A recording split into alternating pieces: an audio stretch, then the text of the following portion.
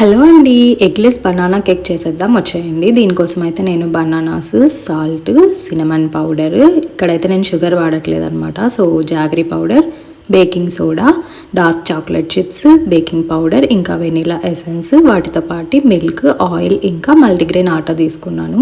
So మనకు స్వీట్నెస్కి తగ్గట్టుగా quantity ఎంత చేయాలనుకుంటున్నామో అన్ని బనానాస్ తీసుకోండి. నేనైతే ఇక్కడ 3 బనానాస్ తీసుకున్నాను. అలాగే ఒక హాఫ్ కప్ జాగరీ పౌడర్ వేసుకొని మొత్తం మిక్స్ చేశాను అనమాట. తర్వాత ఒక హాఫ్ కప్ ఆయిల్ వేసాను. ఇంకా బేకింగ్ పౌడర్, బేకింగ్ సోడా కూడా వేసి ఇవన్నీ బాగా మిక్స్ చేసేసాను అనమాట. సో ఇలా బాగా బీట్ చేసుకుంటే క్రీమీ టెక్స్చర్ అయితే వచ్చేస్తుంది. ఇప్పుడు కొంచెం సాల్ట్, ఇంకా సినమన్ పౌడర్, వెనిలా ఎసెన్స్ ఇవన్నీ కూడా వేసి బాగా మిక్స్ చేసేయండి.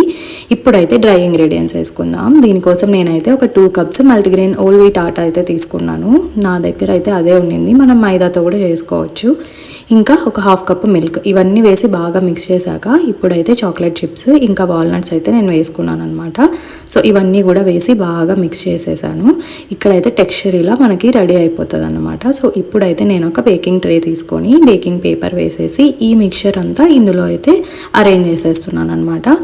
సో ముందైతే ఓవెన్ని ప్రీ హీట్ చేసుకుందాం. నేనైతే ఓవెన్లో చేశాను. ఒక 180 డిగ్రీ సెంటిగ్రేడ్లో ఒక 10 మినిట్స్ అయితే నేను ఓవెన్ని ప్రీ హీట్ చేసేసాను అనమాట.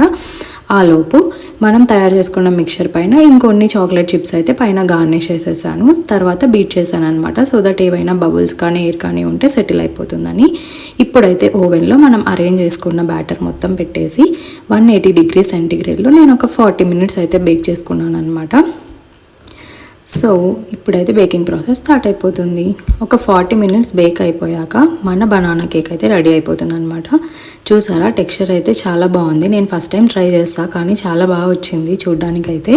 ఇప్పుడైతే దీన్ని రూమ్ టెంపరేచర్లో మనం సెటిల్ అవ్వాలన్నమాట. సో మొత్తం కూల్ డౌన్ అయ్యాక ఒక టూత్ పిక్తో నేనైతే చెక్ చేస్తున్నాను మొత్తం కంప్లీట్గా బేక్ అయిందా లేదా అని. సో క్లియర్ అయిపోయింది అనమాట. ఇప్పుడైతే నేను అందులో నుంచి నార్మల్గా ఒక ప్లేట్లోకి తీసుకొని కట్ అయితే చేస్తున్నాను అనమాట. ఇంకా నెక్స్ట్ సర్వ్ చేసేసుకోవడమే. టేస్ట్ అయితే చాలా బాగా వచ్చింది, చాలా సాఫ్ట్గా ఉండింది. చూసారా ఎంత స్పాంజీగా ఉంది కదా. మీరు కూడా పక్కా ట్రై చేయండి. ఇది నాకు తెలిసి నార్మల్ కేక్స్ కంటే బనానా కేక్ చేయడం చాలా ఈజీ అనమాట. సో మాకందరికీ టేస్ట్ ఇంకా టెక్స్చర్ అయితే నచ్చింది. మీకు నచ్చిందా కామెంట్ చేయండి.